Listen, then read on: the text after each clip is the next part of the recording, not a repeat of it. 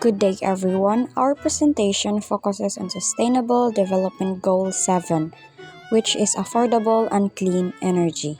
We will be discussing what SDG 7 is, its target by 2030, progress in global and Philippine context, programs and challenges, and how we can connect it to fragility. SDG 7 stands for Affordable and Clean Energy.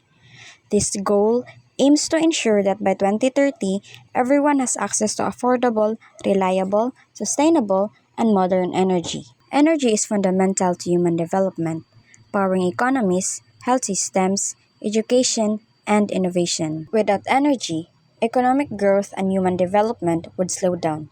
That's why SDG 7 is deeply connected to other goals like no poverty, quality education, and climate action. Here's some background information. According to data from Ember in 2023, fossil fuels made up 78% of Philippine electricity. In contrast, low carbon sources provided over 20% of the electricity, primarily from hydropower and geothermal energy. The Philippines ranks third in the world for installed geothermal energy capacity, right behind the United States and Indonesia. A concerning aspect is that solar and wind only contribute 2.5%, which is far below the global average of 13%, and it's lower than the 4.4 average across Asian nations. To address this, the government is expanding clean energy projects. As of 2024, our total clean energy capacity is 8.2 gigawatts, with plans to add 4 gigawatts more this year. This expansion aims to enhance grid stability, ensuring the country can handle increasing energy demands without shortage or disruptions, especially during periods of high usage. Let's talk about what SDG 7 aims to achieve by 2030. The first target under SDG 7 is universal access to modern energy. The goal is to make sure everyone has access to affordable, reliable, and modern energy services. In global context, in 2023, about 92% of people worldwide had access to electricity, but still leaves 666 million people without power. One issue is clean cooking. Although 74% of the global population has access to clean cooking technologies, but 2.1 billion people still using polluting fuels such as wood, charcoal, and kerosene. Another issue in sub-Saharan Africa has 85% of the world's people who still have no electricity. And if progress stays slow, around 645 million people may still not have electricity by 2030. Now, let's move to the second target: increase global percentage of renewable energy. This goal pushes all countries to substantially increase the share of renewable energy in the global energy mix by 2030. Renewable energy comes from sources that do not run out, like the sun, water, and geothermal heat. Globally, renewable made up 17.9% of total energy use in 2022, which is a big improvement from 10% in 2015. In the electricity sector, renewables now account for about 30% of global generation. However, progress in other sectors such as transportation and heating remains slow. In the Philippines, governments targets 35 to 50% of renewable energy by 2040. We are already strong in geothermal and hydropower, but solar and wind energy still contribute only about 2.5%, which shows that more investments and innovations are needed. The third target is double the improvement in energy efficiency. This target aims to double the global rate of improvement in energy efficiency by 2030. Energy efficiency means using less energy to produce the same output. For instance, using LED lights instead of old light bulbs, or upgrading machines to save electricity.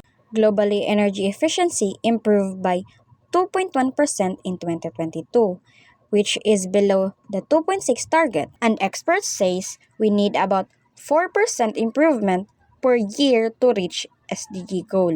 In the Philippines, improving efficiency goes hand in hand with a shift to renewables. Projects that increase our clean energy capacity by 4 gigawatts in 2024 will reduce dependence on the fossil fuels and improve how efficiently our power system works. Next, let's look at how the world promotes clean energy, research, technology, and investments to help achieve these targets. The fourth target is all about promote access to research, technology, and investment in clean energy. This means that countries should work together to make clean energy technologies more accessible, such as solar panels, wind turbines, and clean energy system.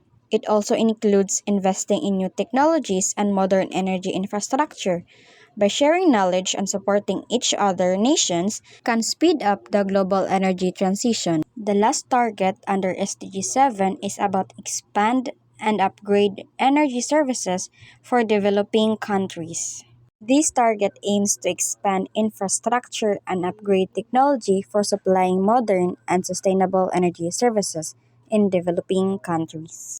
In 2013, international public financial flows for clean energy reached about $21.6 billion, a 27 increase from the previous year. However, this is still lower than the peak of $28.4 billion in 2016. Globally, renewable capacity per person is about 478 watts, but in developing countries, such as the Philippines, it's only about 341 watts, showing there's still a big gap. In the Philippines, we rank fourth in clean energy investments and benefit from Department of Energy incentives and partnerships with global banks such as Asian Development Bank and World Bank. However, large financing gaps remain. Our country has a vast potential about 178 gigawatts of winds and 122 gigawatts of solar energy, according to the National Renewable Energy Program or NREP. Now that we've covered the global and local targets of SDG 7, let's move to the programs. This is some of the projects that related to SDG number 7. National Renewable Energy Program or NRP is the Philippine strategies to increase renewable energies share in a national power mix driven by the Renewable Energy Act of 2008. Its key goals include boosting energy security, reducing dependence on fossil fuels, and encouraging investment in sustainable energy sources like solar, wind, and geothermal and biomass. The program goals and targets is the primary objective is to increase the proportion of renewable energy in the country's power generation mix. By 2030 target to achieve the 35% renewable energy in a power generation mix by 2030. In 2040 target to achieve 50% of renewable energy in the power generation by 2040. The program aim is to stimulate and encourage private sector investment in the renewable energy sector. The Philippine Energy Plan is a second comprehensive energy blueprint supporting the government's long-term vision, known as Ambition Nation 2040. The updated plan, like the predecessor, reiterates the energy sector's goals to chart a transformative direction towards attaining a clean energy future. Key strategies include aggressive development of renewable energy and energy efficiency, achieving of 35% renewable energy generation by 2030 and 50% by 2040, while also exploring the new technologies like hydrogen and offshore wind. The Green Energy Option Program, the tube empower consumers to choose a renewable energy source for their electricity needs. This program provides consumers with the option that purchase the renewable energy directly from the renewable energy producer. It promotes the demand for the clean energy and support the growth of the renewable energy program created under the Renewable Energy Act of 2008. aims to encourage the development and use of renewable energy sources like solar, wind, and geothermal. Philippines Energy Labeling Program is one of the initiatives of the Department of Energy. The PELP was established through Department Circular for compliances of importers, manufacturers, distributors, and declares of electrical appliances and other energy-consuming products. What is fragile state? A multidimensional condition where exposure to risk, weak institution, and limited copying capabilities combine to undermine stability, a governance and development, leaving societies vulnerable to conflict, disaster, and poverty. And challenging defining the fragile state characteristic.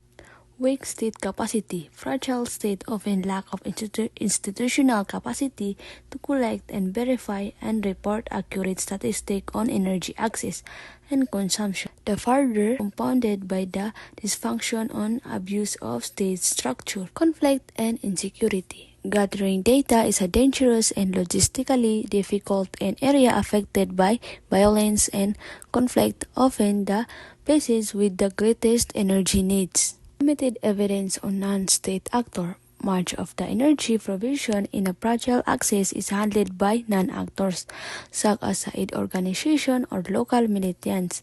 The impact of the activities is barely documented, creating a major information gap. The infrastructure decay and destruction.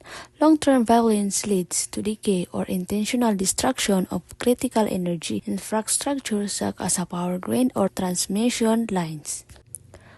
The fragmented authority. In a region with multiple competing power sources like the traditional leaders, militias, or insurgents, there is often no clear entity to partner with or hold accountable for energy development.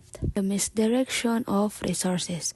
Corruption can direct funds meant for energy development and service provision from the general population towards specific group or elites. What needs to be strengthened and recommendation for SDG number 7. Diversify renewable development, enhance policy action focus on the integrating renewables into end-use application in buildings, industries, and transport. Adapt market design. Design electricity markets to accommodate higher shares of variable renewable energy source, including investing in a grid infrastructure, energy storage system, and smart green technologies. Implement robust policies to adapt and enforce comprehensive well-designed energy efficiency policy and action plan across all sectors. Prioritize efficiency practices, encourage energy efficiency practice through public awareness campaign, economic initiative, and the development cost-reflective energy tariffs.